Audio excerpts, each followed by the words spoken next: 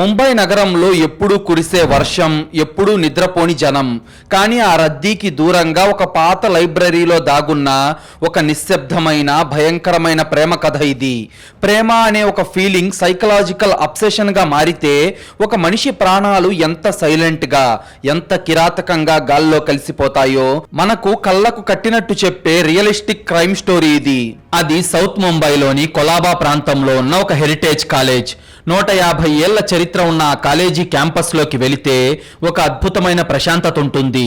చుట్టూ రద్దీగా ఉండే ముంబై మహానగరానికి ఆ కాలేజీ వాతావరణానికి అసలు సంబంధమే లేనట్లుగా ప్రశాంతంగా ఉంటుంది.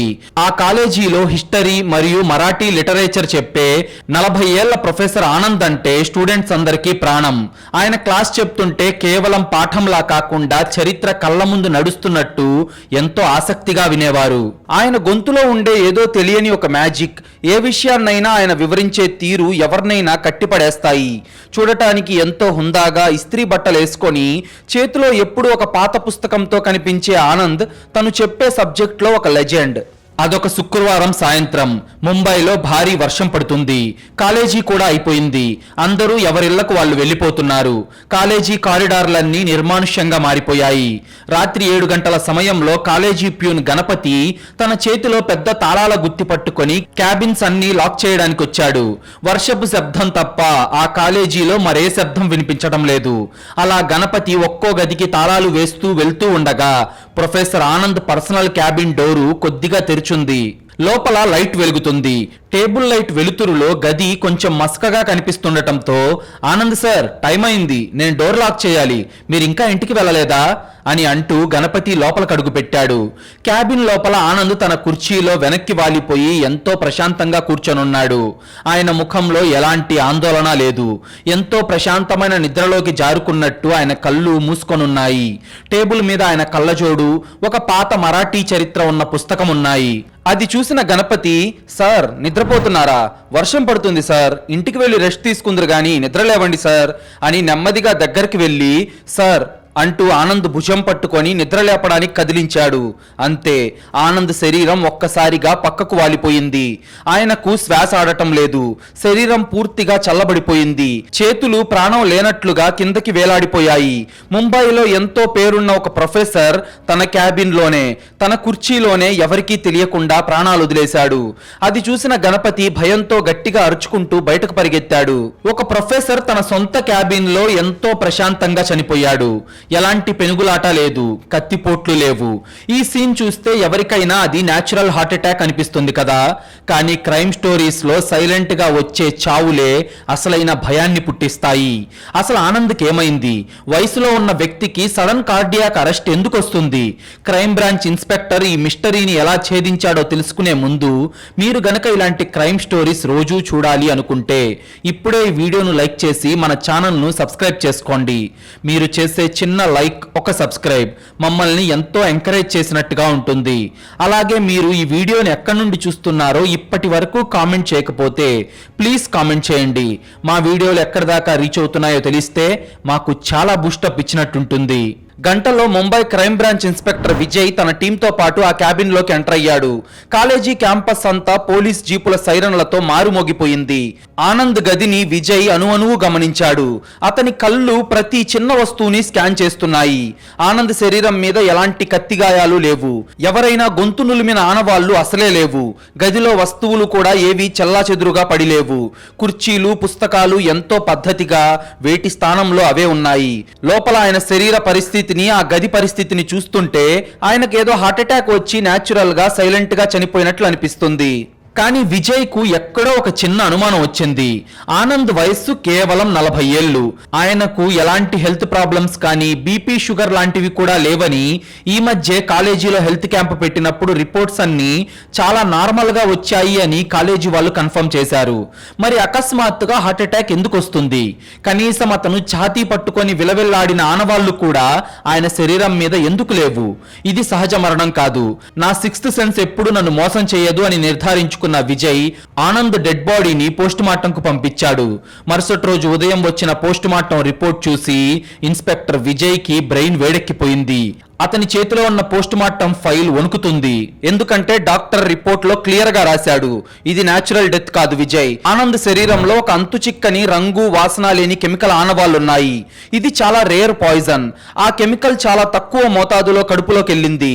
అది నెమ్మదిగా రక్తంలో కలిసి నరాల ద్వారా గుండెకు చేరుకొని సడన్ గా హార్ట్ అటాక్ తెప్పించింది. మనిషికి నొప్పి తెలియకుండా చంపేయగల శక్తి ఆ కెమికల్ కుంది. ఎవరో చాలా తెలివిగా ఎవరికి అనుమానం రాకుండా ప్లాన్ చేసి ఇచ్చిన సైలెంట్ పాయిజన్ అది. ఇది పక్కా మర్డర్ విజయ్ అని ఉండటంతో విజయ్ వెంటనే ఆనంద్ క్యాబిన్ ను సీజ్ చేపించాడు. టేబుల్ మీద ఉన్న ఆయన వాటర్ బాటిల్, ఆయన సాయంకాలం తాగిన టీ కప్పు, గ్లాసులు, ఫ్లాస్క్ అన్ని ఫోరెన్సిక్ ల్యాబ్ కి పంపించాడు. హంతకుడు వాటిల్లో ఏదో ఒక దాంట్లో విషం కలిపి ఉంటాడని విజయ్ బలంగా నమ్మాడు. కానీ ఫోరెన్సిక్ రిపోర్ట్ విజయ్ కి దిమ్మ తిరిగే షాక్ ఇచ్చింది. ఆ టీ కప్పులో కానీ, వాటర్ బాటిల్లో కానీ, ఆ గ్లాసుల్లో కానీ, ఫ్లాస్కుల్లో కానీ 1% కూడా విషం లేదని ఫోరెన్సిక్ టీం తేల్చి చెప్పింది. అవన్నీ పూర్తిగా క్లీన్ గా ఉన్నాయి.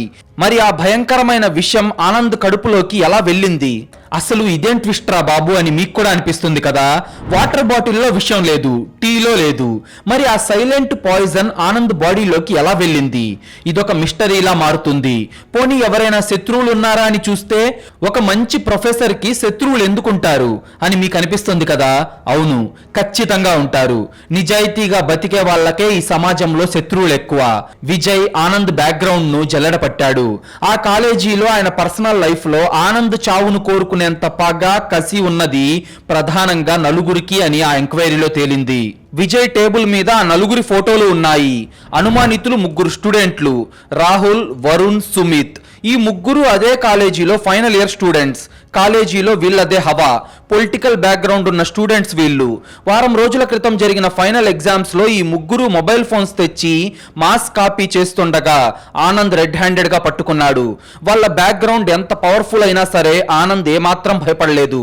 చదువుకోవడానికి రండి, కానీ ఇలాంటి తప్పులు చేయడానికి మీరు కాలేజీకి రాకూడదు అని వాళ్ళ గురించి ప్రిన్సిపాల్ కు రిపోర్ట్ చేసి ఆ ముగ్గురిని కాలేజీ నుండి సస్పెండ్ చేయించాడు. వాళ్ళ కెరియర్ నాశనం అయిపోయింది. రాజకీయంగా కూడా వాళ్ళ తల్లిదండ్రుల పరువు పోయింది.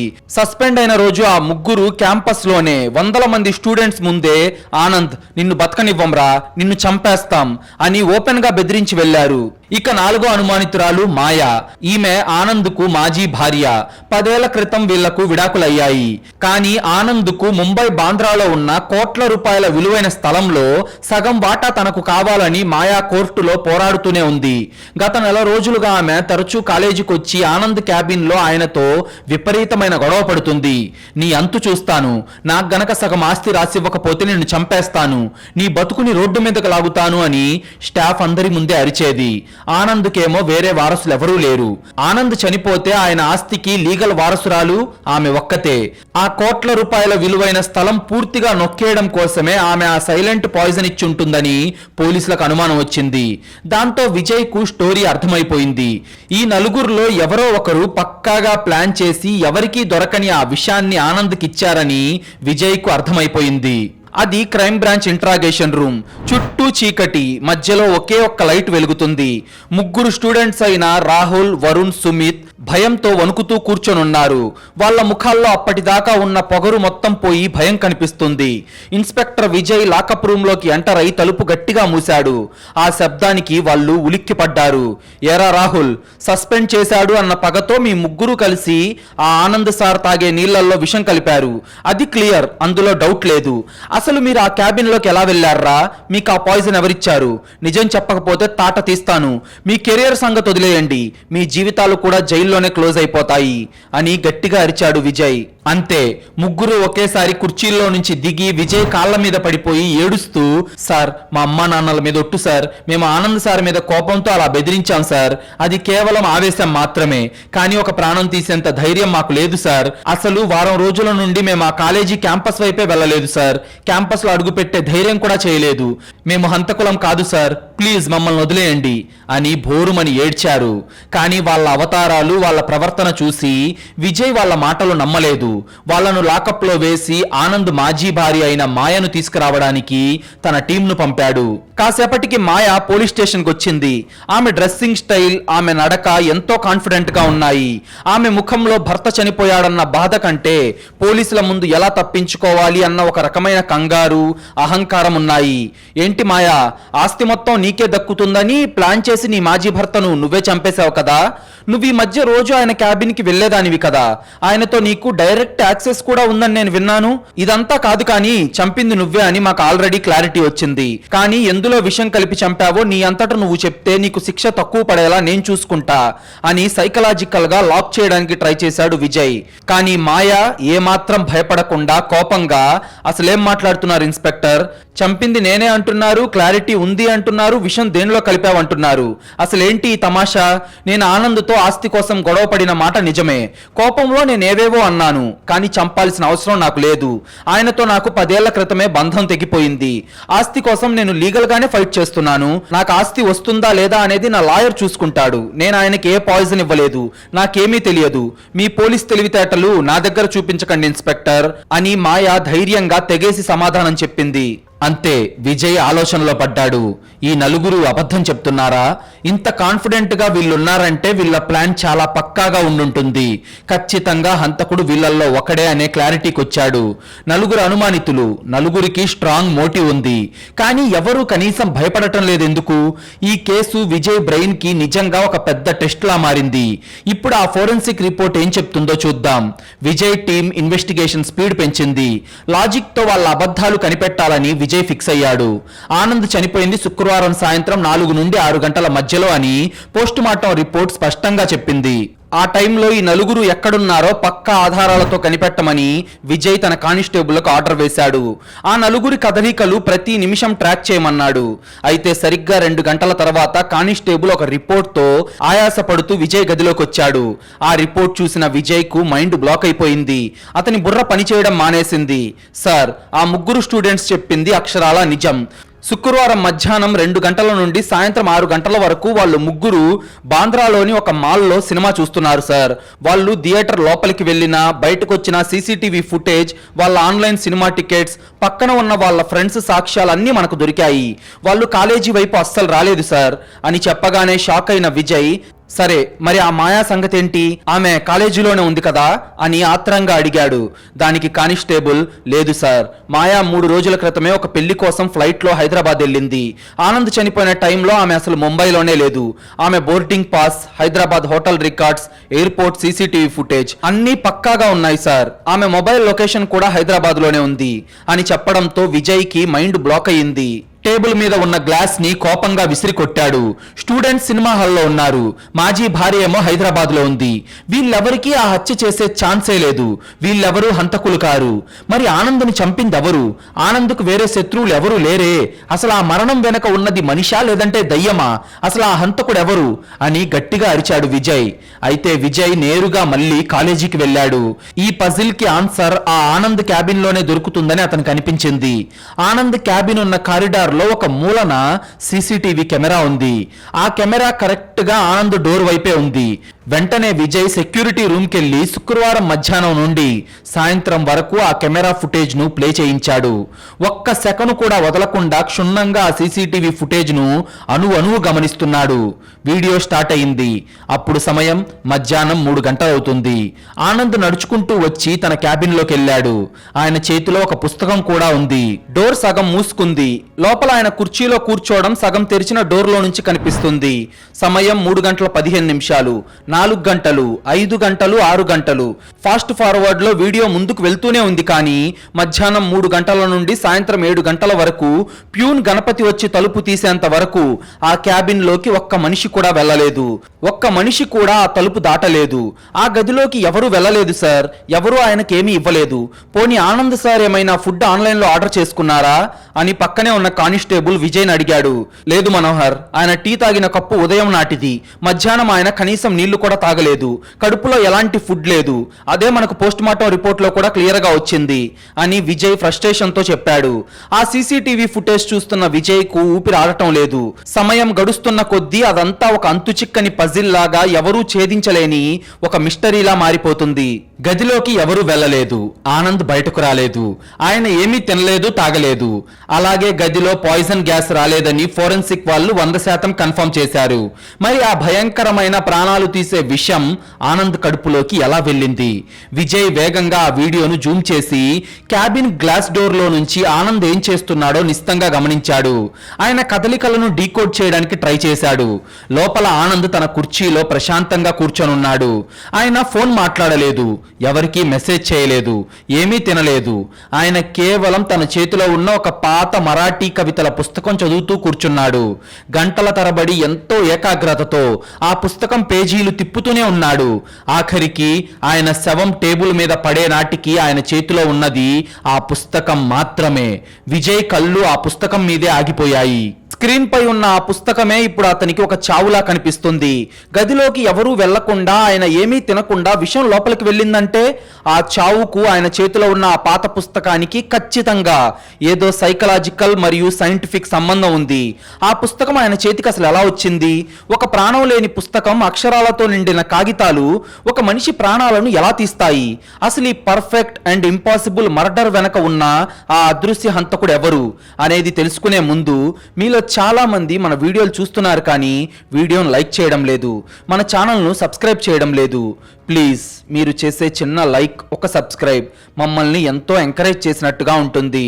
అలాగే మీరు ఇచ్చే ఒక పాజిటివ్ కామెంట్ ఇలాంటి క్రైమ్ స్టోరీస్ మరిన్ని రోజు మీ ముందుకు తీసుకొస్తూ మిమ్మల్ని మరింత థ్రిల్ చేయడానికి మాకు చాలా బూస్టప్ ఇచ్చినట్టుంటుంది.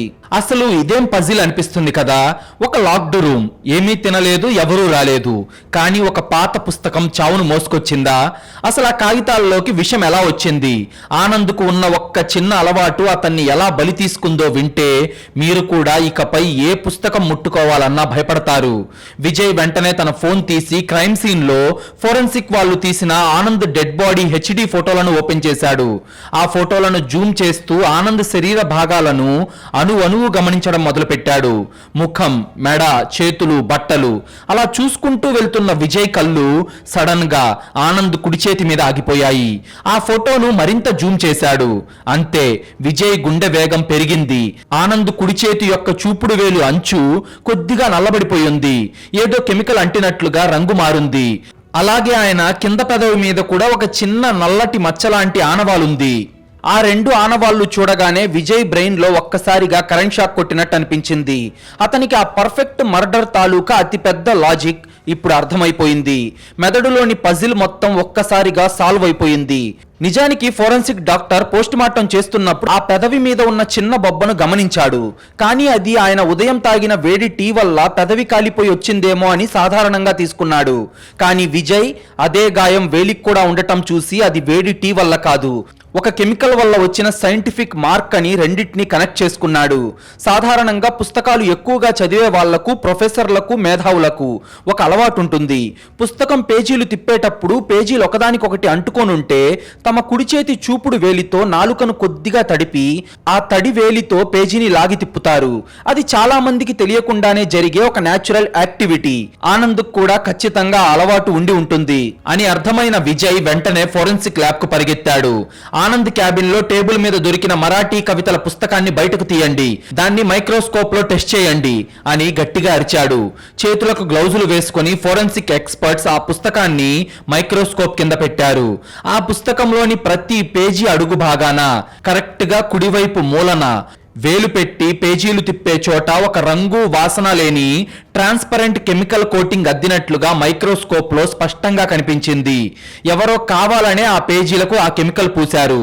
ఫోరెన్సిక్ డాక్టర్ ఆ పేజీ మూలలను స్వాప్ చేసి ఇమీడియట్ గా కెమికల్ టెస్ట్ చేశాడు. 5 నిమిషాల్లో ల్యాబ్ రిపోర్ట్ వచ్చింది. ఆ రిపోర్ట్ చూసి డాక్టర్ కే చెమటలు పట్టాయి. విజయ్, ఇది మామూలు కెమికల్ కాదు, ఇది ఒక హైలీ కాన్సన్ట్రేటెడ్ అగ్రికల్చరల్ పాయిజన్. దీన్ని ప్రాసెస్ చేసి నీళ్ళలాగా మార్చి ఎంతో ఓపికగా ఈ పేజీల అంచులకు మూలకు పూసి ఆరపెట్టారు. ఇది రంగు వాసన ఉండదు కాబట్టి ఎవరికి అనుమానం రాదు. కానీ ఇది మనిషి లాలాజలంతో కలిస్తే డైరెక్ట్ గా నోటిలోని నరాల ద్వారా రక్తంలోకి వెళ్లిపోయి గుండె కండరాలను బ్లాక్ చేసి క్షణాల్లోనే గుండెను ఆపేస్తుంది. ఇదొక సైలెంట్ మరణం. నిజంగా మైండ్ బ్లోయింగ్ కదా. ఒక మనిషి కామన్ హ్యాబిట్ ని ఎంత కిరాతకంగా వాడారో చూడండి. ఎప్పుడో ఒకసారి మనం కూడా ఇలా వేలు తడుపుకొని పేజీలు తిప్పే ఉంటాం. కానీ అదే వేలుతో విషం నాకి చనిపోవడం అంటే ఎంత భయంకరమైన చావో కదా. అయితే ఆ పుస్తకం ఎక్కడి నుంచి వచ్చిందో తెలిస్తే హంతకుడు ఎవరో తెలిసిపోతుంది. విజయ్కు అంతా అర్థమైపోయింది. ఆ గదిలోకి ఎవరూ వెళ్ళలేదు, ఎవరూ ఆయన్ని చంపలేదు. హంతకుడు ముందుగానే ఆ పుస్తకానికి విషం పూసి ఆనంద్కు ఒక బహుమతిలా ఇచ్చాడు. ఆనంద్ క్యాబిన్ లో ఎంతో ప్రశాంతంగా కూర్చొని ఆ పుస్తకం చదువుతున్నాడు. ప్రతి 2 నిమిషాలకు ఒకసారి తన వేలితో నాలుకను తడుపుకొని ఆ విషమున్న పేజీ మూలలను పట్టుకొని పేజీలు తిప్పాడు. అలా తనకు తెలియకుండానే ప్రతి పేజీకి కొద్ది కొద్దిగా అంటించి ఉన్న ఆ ప్రాణాంతక విషాన్ని తన నాలుక మీదకి కడుపులోకి ఆనందే పంపుకున్నాడు. గంటల తరబడి ఆ పుస్తకంలో లీనమైపోయి చదివేసరికి ఆ విషం డోస్ పెరిగిపోయి ఆయన నాడీ వ్యవస్థ పూర్తిగా స్తంభించిపోయి ఎవరికీ తెలియకుండా కనీసం తను చనిపోతున్నాను అని తనకు కూడా తెలియకుండా సైలెంట్ గా గుండె ఆగి ఆనంద్ కుర్చీలోనే చనిపోయాడు. మెడికల్ సైన్స్ కే మతిపోయేలా వాడిన ఈ పక్కా లాజికల్ అండ్ సైకలాజికల్ వెపన్ చూసి విజయ్ కు ఒళ్ళు గగురు పొడిచింది.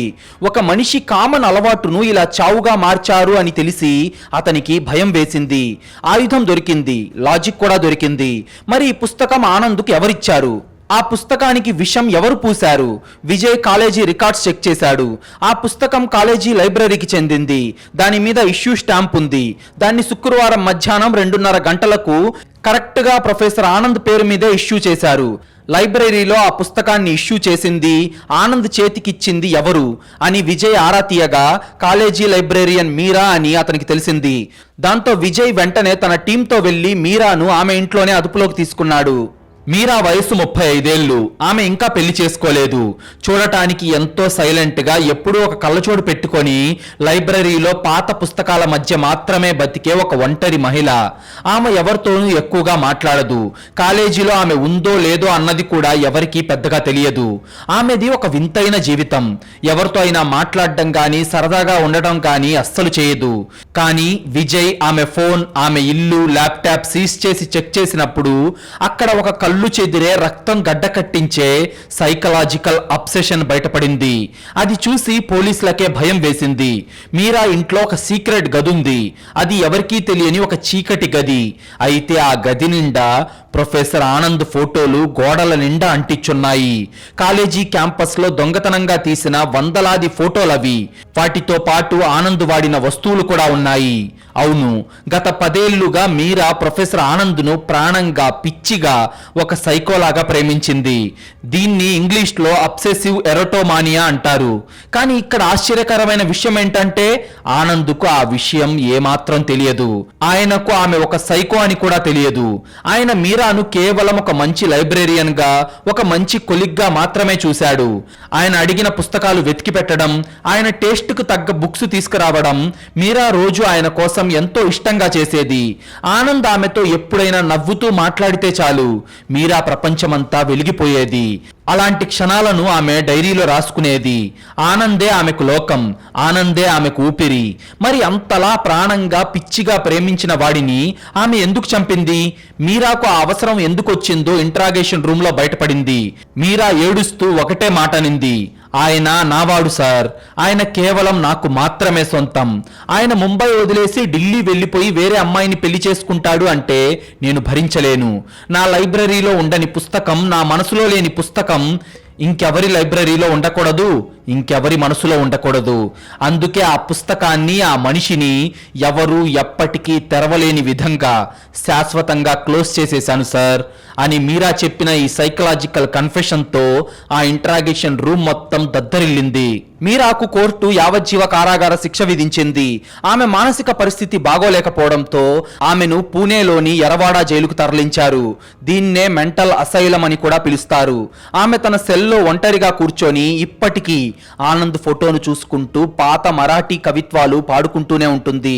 మనం రోజూ చేసే ఒక చిన్న అలవాటు ఒక సైకో కంట్లో పడితే ఎంతటి ఘోరమైన, కంటికి కనిపించని మరణంగా మారుతుందో, ఒక స్వచ్ఛమైన ప్రేమ హద్దులు దాటితే ఎంత కిరాతకంగా మారుతుందో కళ్ళకు కట్టినట్లు చెప్పిన ఈ క్రైమ్ స్టోరీ గనుక మీకు నచ్చినట్లయితే ఇప్పుడే ఈ వీడియోను లైక్ చేసి మన ఛానల్ను సబ్స్క్రైబ్ చేసుకోండి.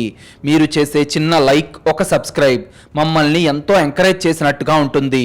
అలాగే మీరిచ్చే ఒక పాజిటివ్ కామెంట్ ఇలాంటి క్రైమ్ స్టోరీస్ మరిన్ని రోజు మీ ముందుకు తీసుకొస్తూ మిమ్మల్ని మరింత థ్రిల్ చేయడానికి మాకు చాలా బూస్టప్ ఇచ్చినట్టుంటుంది.